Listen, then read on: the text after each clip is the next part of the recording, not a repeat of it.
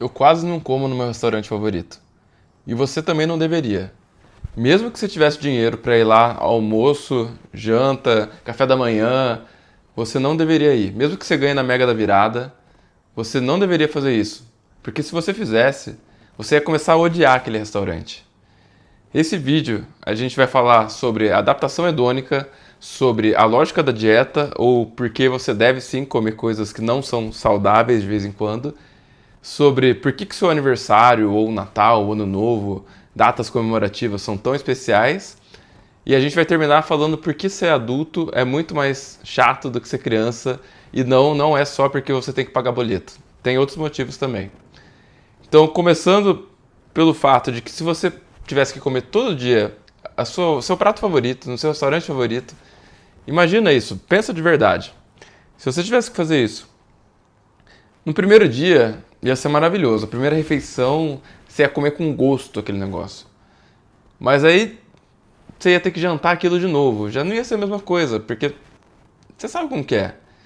No Natal que sobra comida, aí você fica comendo peru 3 dias.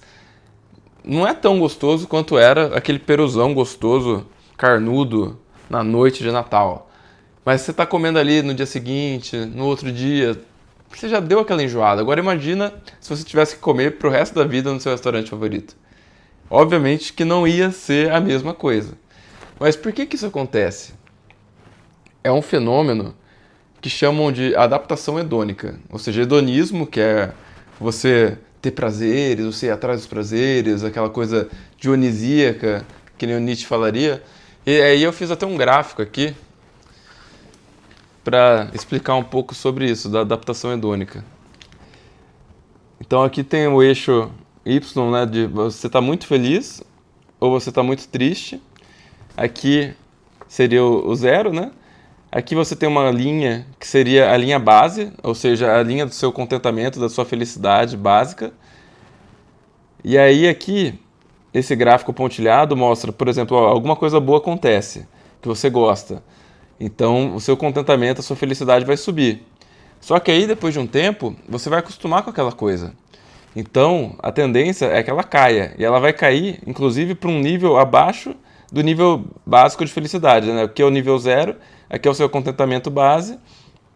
E se ela, depois que você se acostuma, você fica até meio triste, você fica até meio decepcionado. Fica tipo, ah, é só isso? Ah, eu não quero mais comer nesse restaurante, enjoei. Só que aí, por exemplo, digamos que aí a gente fala, ah não, agora você pode ir para outro restaurante que você não está acostumado. Você estava comendo só comida italiana, agora você está liberado a comer comida japonesa. Aí você vai subir de novo o seu nível, até você se adaptar de novo à comida japonesa, e aí ele vai cair. E é um ciclo. E é por isso que sempre que acontece alguma coisa na nossa vida, boa ou ruim, pode fazer o gráfico ao contrário também, a gente acaba se adaptando. Então, se você é promovido, se você começa a ganhar o dobro ou até o triplo do salário, no começo, os primeiros meses, vai ser, nossa, que maravilha, agora eu tô rico, não sei o quê. Só que depois de um tempo, você vai acostumar, porque aquilo vai virar o seu novo normal. Ou se você se forma na faculdade, sempre que tem algum grande marco, a gente coloca muita expectativa. Só que na hora que chega o negócio, claro, no começo é muito legal, mas uma hora você acostuma.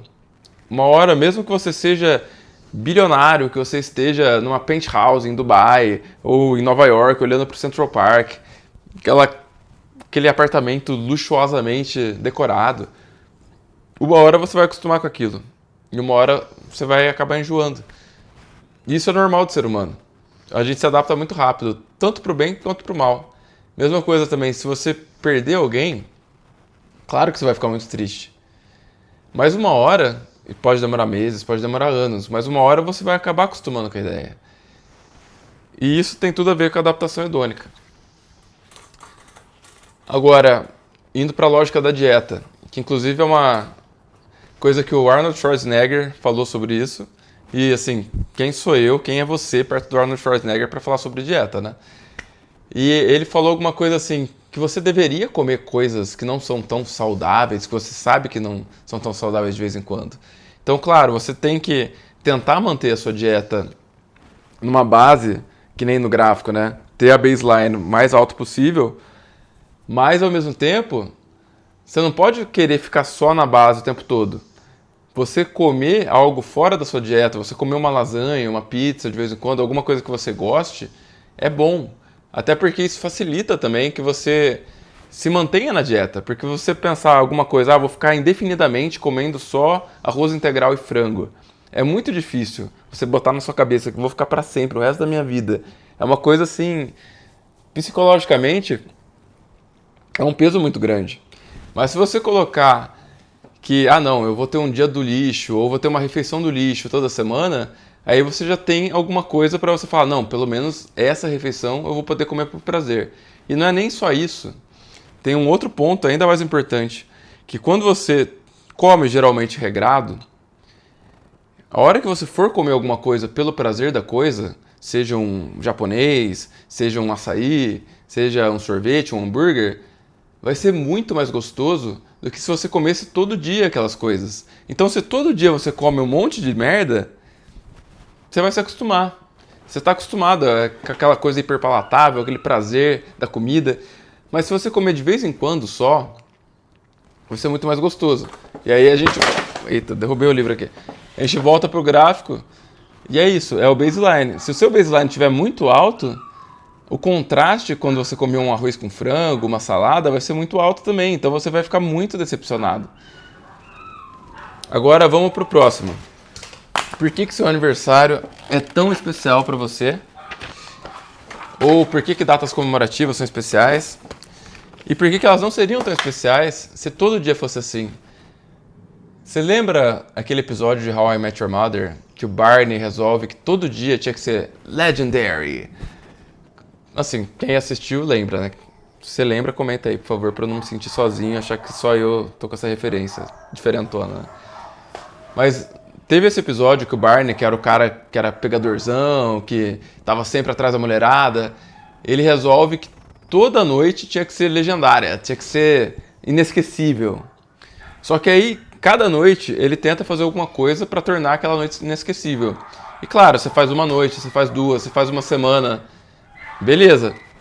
Só que se você tentar toda noite ser inesquecível, o que acontece é que você sobe a linha base e acaba que nenhuma noite é inesquecível. Porque se toda noite é inesquecível, nenhuma noite é inesquecível. E acaba virando o contrário, sabe? E às vezes, talvez, se você tá numa fase da vida, se você é um rockstar que toda noite você dá show, e aí tem a mulherada, e tem um monte de coisa, tem, né? Você sabe o que eu tô falando, né?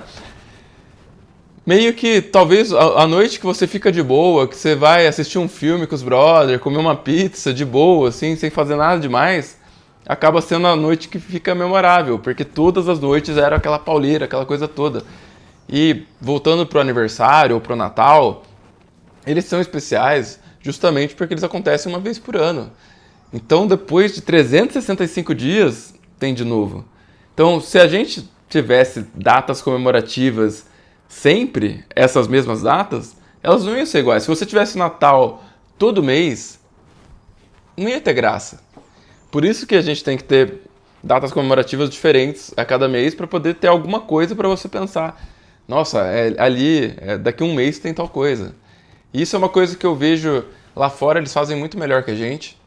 Claro que muito para comercializar as datas, mas esse ano eu fui para os Estados Unidos na época do outono, né? No final de outubro, começo de novembro.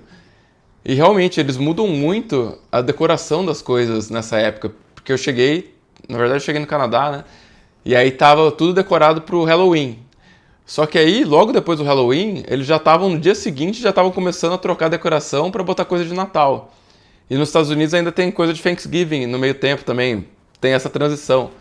Então, acaba que você tem um ano mais marcado. Eles têm um ano mais marcado porque as estações do ano são mais marcadas, né? Não é que nem aqui no Brasil, que em muitos lugares basicamente é a mesma coisa. Esfria um pouco, esquenta um pouco, chove um pouco mais, um pouco menos, mas não muda tanto assim, né? O dia não fica muito mais comprido ou muito mais longo. Como a gente está no trópico, não muda tanto assim. No sul talvez um pouco mais, fica mais frio mesmo no inverno, mas não chega a ser aquele frio absurdo que eles têm, né? E eles marcam muito bem essas datas. Eles trocam as decorações, eles trocam cardápios, tem cardápios sazonais, você vai tomar um café na Starbucks. Todos os lugares, na verdade, qualquer café vai ter o Pumpkin Spice, que é É um tempero de abóbora que eles colocam, sabe? Botam um xarope de abóbora, botam em tudo. Tem torta de abóbora em todo lugar, assim. Claro que também é a época que dá mais abóbora. Por isso também que o próprio Halloween tem a questão das abóboras que eles fazem, deixam todos decorados. É por isso, porque dava muita abóbora e eles aproveitavam, fizeram essa festa para aproveitar também que eles estavam com um excesso de abóboras, né? E aí no Thanksgiving tem peru, depois tem o Natal também, tem todas as coisas diferentes do Natal. Mas se todo mês a gente quisesse botar a mesma festa, todo mês a gente quisesse comemorar o Natal, ninguém ia aguentar mais. É uma coisa meio aquele filme agora, Feitiço do Tempo, né? Que eles vivem todo dia o mesmo dia. Então é a mesma coisa, se você vivesse todo dia o mesmo dia, mesmo que fosse um dia maravilhoso, que você fizesse tudo que você queria, que você comesse tudo que você quisesse, mas fosse sempre a mesma coisa, ia ser uma merda. E também, querendo ou não, é por isso que muitas vezes a gente vê aqueles herdeiros dos milionários, old money, e às vezes eles acabam sendo tão mimados que acabam sofrendo muito, tendo depressão, porque você não tem nada pelo que lutar.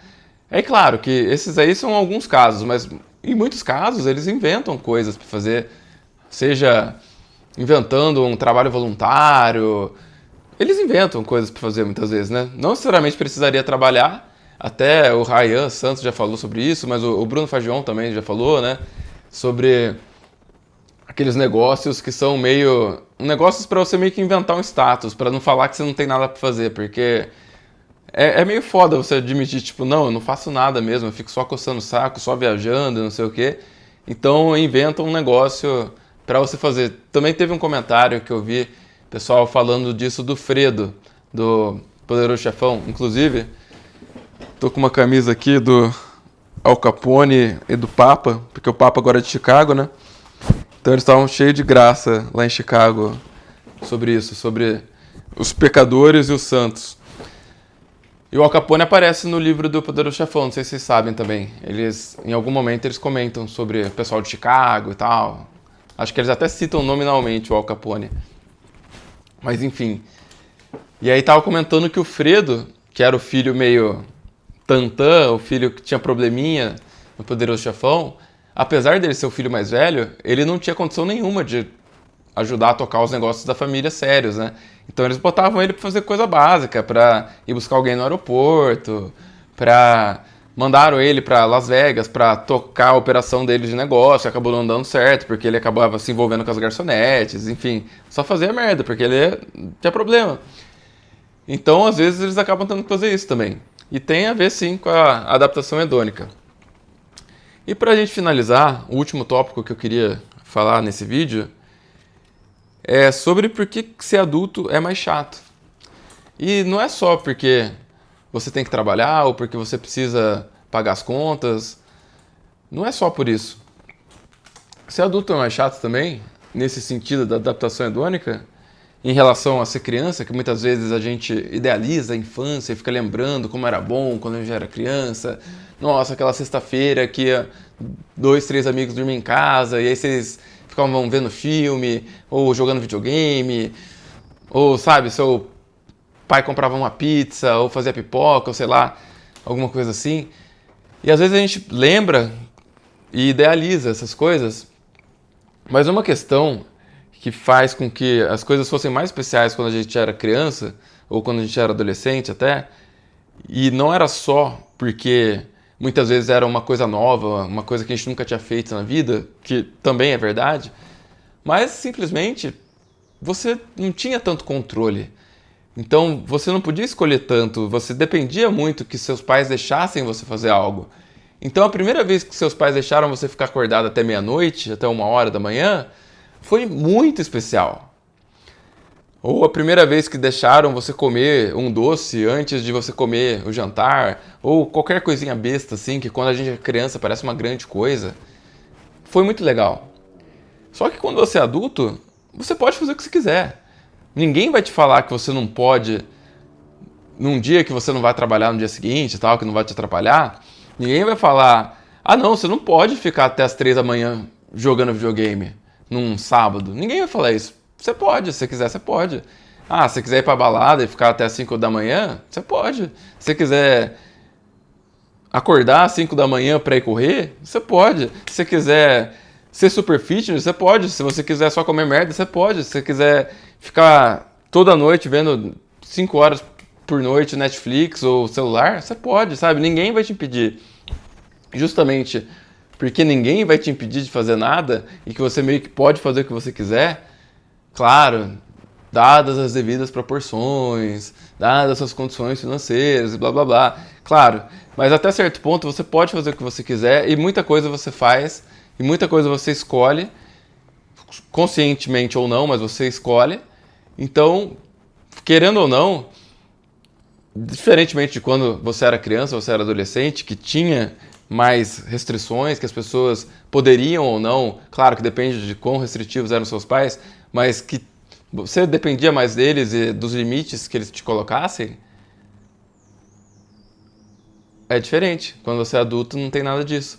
E claro, também, se eles não colocavam limites, você às vezes acabava indo pro extremo, né? Ou você era muito porra louca, ou você acabava se colocando os próprios limites e acaba colocando limites até demais.